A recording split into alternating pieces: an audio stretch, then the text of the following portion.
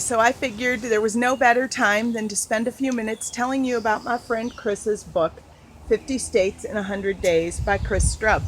Now, when this happened in 2015, Chris had the summer before actually gone to the 48 contiguous U.S. states and gone through all 48 of them in 90 days. When he started out in 2015, the goal was to go to all 50 states and volunteer with a youth organization in each state and do it all in 100 days.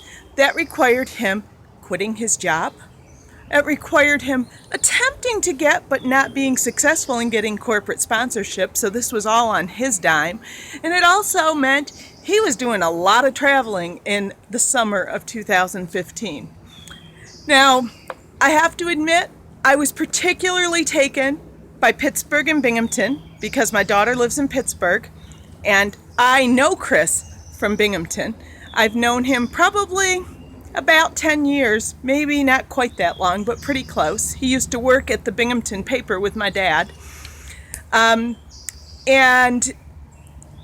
those 2 days really got to me because I knew what he was doing, I knew where he was, and I understood things.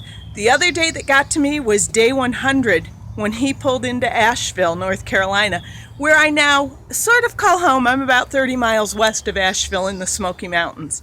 But Asheville itself was something that I had given him a couple of contacts for. So I loved the fact that he was here and that he did things in Asheville. The book is a story that you will love to read because it talks about each of the organizations he worked with. If you're looking to volunteer in your state, it might give you some ideas. And the other thing is that it shows the power of untraditional media. He took and did live streaming at all of these places, and he has in here not links, but the places where you can find interviews he did with everyone from kids to development directors to CEOs of organizations to executive directors. He took care of everyone. He also, in the process, threw out the first pitch at several minor league baseball games, and you'll know all about it when you read 50 States in 100 Days, which I cannot imagine your local library being without. So you want to tell them that this is a book they should have.